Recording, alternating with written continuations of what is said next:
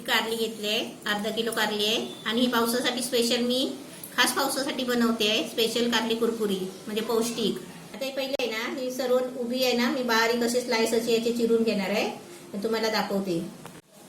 कारली मोठी होती, त्याचे 2 भाग केले असे, त्याचे देठ काढून टाकले आणि 2 भाग करून आहे ना असे उभे पातळ चिरून घेतले. आणि त्याच्यामध्ये आहे ना आतमध्ये जाड बी असेल ना कडक, तरच ती काढून टाकायची. हे बघा, हे जाड बी आहेत ना, या कडक, या काढून टाकायच्या. बाकी हे सगळं आतलं भाग आहे ना, हा असाच ठेवायचा. याचे सर्व आहे ना पातळ असे चिरून घ्यायची कारली. कारली अशी सगळी चिरून घेतले लांब लांब बघा. आणि जे कडक कडक बिया असतात ना तेवढेच काढून टाकले. बाकी सगळं तसंच, आतलं दल वगैरे कारल्याचं आहे ना ते सर्व तसंच आहे. आणि हे सर्व काढायचं नसतं. आणि कारल्याचे बिया सुद्धा आहे ना, कोवळे असतील तर ते काढायचे नसतात. आणि हे कडक बिया आहेत ना, हे असा आवाज येतो कटकर, हे आवाज आलेले कडक बिया असतात तेवढे काढून टाकायचे. हे असे सर्व आहेत ना, याच्यामध्ये जरा 1-2 चमचे मीठ टाकून 10 मिनिटासाठी ठेवते. कारण ते पावसामध्ये भिजलेली कारली आहेत ना, त्यातलं पाणी कसं त्यातलं पाणी निघलं पाहिजे. आणि आपण नंतर वापरताना आहे ना थोडं मीठ कमी वापरायचं.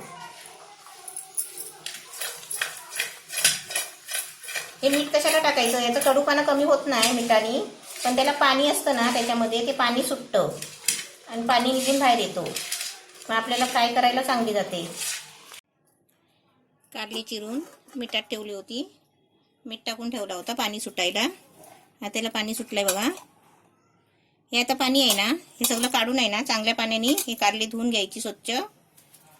पहिली कापायच्या आधी पण स्वच्छ धुतलेली कारली अख्खी होती तेव्हा. आता हे मिठाचं पाणी आहे ना, ते आपण चांगलं धुवून काढायचं. ही कारली स्वच्छ अशी धुवून घ्यायची आणि आहे ना चांगली दाबून घ्यायची. त्या कारल्यामध्ये पाणी नाही घ्यायचं. कारली मिठात कशाला ठेवायची, थोडी नरम पण होतात. ही कारली चांगली धुवून आहे ना चांगली दाबून घेतली पाणी काढून. आता याच्यासाठी लागणारं साहित्य दाखवते. कारल्यामध्ये पहिलंच थोडंसं मीठ टाकलेलं आहे, कारण ते त्याच्या मिठाचं हे आहे. आता त्याच्यासाठी आहे ना थोडंसं मीठ टाकायचं आहे.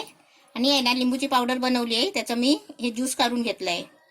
त्यासाठी हा 1 चमचा मसाला घेतला आहे, मिरची मसाला. हे लसूणची पावडर आहे 1 चमचा. अर्धा चमचा अद्रकची पावडर आहे. हे थोडंसं पाव चमचा जिरा घेतला आहे. पाव चमचा हळद घेतली आहे. हे 4 चमचे आहे ना, 4-5 चमचा बेसन घेतला आहे. हे 4-5 चमचे तांदळाचं पीठ घेतलं आहे. आणि हे आहे ना तेल तापायला ठेवलं आहे. आता याच्यामध्ये आहे ना सर्व मसाले टाकते. हे थोडासा ओवा घेतलाय. हे लिंबूचा ज्यूस घेतलाय. आपण इमलीचं पाणी घेतलं ना तरी पण चालेल, कारण ते कडवट असतो ना, ते आंबटपणाने जातो. आता थोडंसं मीठ टाकते. आता हे सर्व साहित्य मिक्स करून घेते.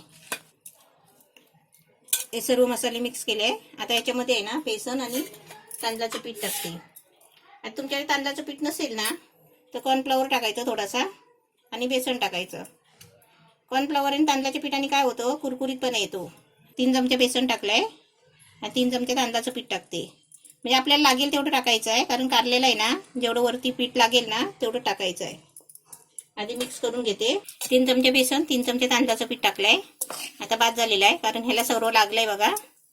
आता ही एक एक करून आहे ना तेलात सोडते आणि कुरकुरी करून तुम्हाला दाखवते.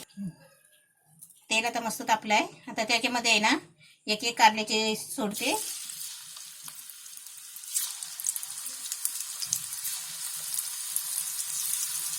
मी आता पावसामध्ये आहे ना कारली जेवढे आपण कडू वस्तू खाऊ ना तेवढे आपल्या तब्येतीला चांगली असते.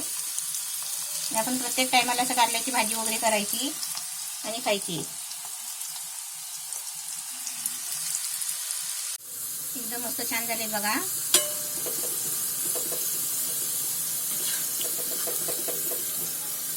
हे काढते आणि असे सर्व करून घेते आणि तुम्हाला दाखवते.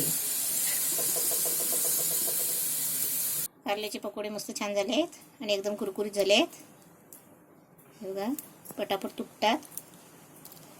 अशी तुम्ही पण बनवा मस्त आता पावसामध्ये.